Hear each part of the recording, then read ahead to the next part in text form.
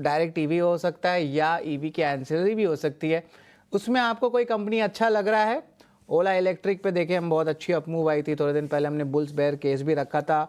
तो एक बार ज़रा बताएं ईवी स्पेस पे आपको क्या जो है व्यू अच्छा लग रहा है, और कोर ईवी कंपनी बताएं, क्योंकि ऑफकोर्स लेगेसी प्लेयर्स भी ईवी सेगमेंट में आ गए हैं, उनका डिस्कशन हम नहीं करते ताकि क्योंकि ईवी का टोटल वैल्यू मिले शेयर होल्डर्स को।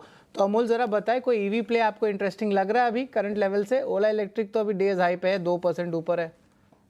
जी बिल्कुल, अगर उसमें से कोई पिक करना है तो ओला इलेक्ट्रिक नाम नेचुरली पहले इसमें आ जाता है, समझ में आ जाता है। अगर हम पास्ट परफॉर्मेंस भी देखें तो ये करेक्शन के बाद स्टॉक ने एक डिसेंट रैली किया, 40 तक के लो थे और स्टॉक इमीडिएट में एक यही क्वार्टर में अगर हम देखें तो 42% का रैली स्टॉक में हुआ है।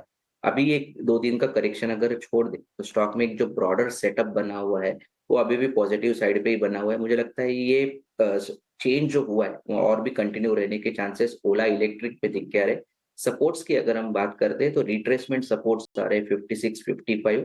पोजिशनली ये जब तक होल्ड, ये जो ट्रेंड है वो कहीं ना कहीं कंटिन्यू होता हुआ है ओला इलेक्ट्रिक में देखने को मिल रहा है।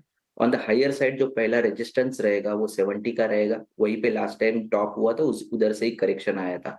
वो अगर सक्सेसफुल ब्रेकआउट आता है 70 के आसपास तो ये स्टॉक फर्दर मोमेंटम और बढ़ाने के चांसेस काफी ब्राइट लग रहे हैं। 70 के बाद 77 तक ये स्टॉक अपना रैली कंटिन्यू करने के चांसेस चार्ट्स पे दिख के आ रहे हैं।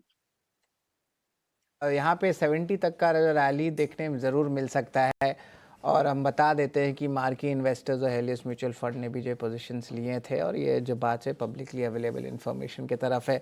लेकिन कुणाल, आपसे भी एक सवाल लूँगा, और ईवी सेगमेंट से रिसेंटली लिस्टेड कंपनी एक एथर एनर्जी भी है, वो भी ऊपर है, 2% से ज़्यादा ही ऊपर है ओला इलेक्ट्रिक से। तो आपको क्या लगता है एथर एनर्जी पे बाजार का उतना फोकस नहीं है, कि लगता है कि यहाँ पे भी पोजिशनली एक अपमूव आ सकता है? ओला इलेक्ट्रिक तो बहुत अच्छा तेजी चल गया है, लेकिन एथर पे क्या चार्ट चेक है?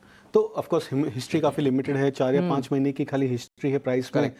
बट हिस्टोरिकली हमने देखा है कि जब भी लिस्टिंग के बाद में जब एक ग्रेजुअल मूव आता है, उसके बाद में जब एक स्टडी अपट्रेंड आता है, तो ये सारे जो स्टॉक्स होते हैं ये लॉन्ग टर्म के लिए बहुत ज़्यादा कंसिस्टेंटली प्राइस अपट्रेंड में आता है। ऑफ कोर्स न्यूज़ फ्लो कहना और उसको एंटिसिपेट करना बहुत ज़्यादा मुश्किल हो जाता है, बट हमें उस लिहाज से भी देखना चाहिए कि अगर सेक्टर में अपट्रेंड है और वो स्टॉक भी रिसेंटली लिस्टेड में जब एक ट्रैक्शन गेन कर रहा है, तो पॉसिबल होता है कि ऐसे सारे चार्ट्स जो होते हैं वो लॉन्ग टर्म के लिए बहुत ज़्यादा फायदेमंद हो जाते हैं। टेक्निकली कहना फिलहाल शॉर्ट टर्म के लिए बहुत डिफिकल्ट है, बिकॉज प्राइस हिस्ट्री थोड़ी सी लिमिटेड है। जी बिल्कुल, प्राइस हिस्ट्री लिमिटेड है, लेकिन लॉन्ग टर्म के लिए ऐसे मूव शायद आप होल्ड कर सकते हैं। Thank you very much Kunal, आप हमारे साथ जुड़े और जो है अहम बात बताए। एक बार ईक्लक्स सर्विस के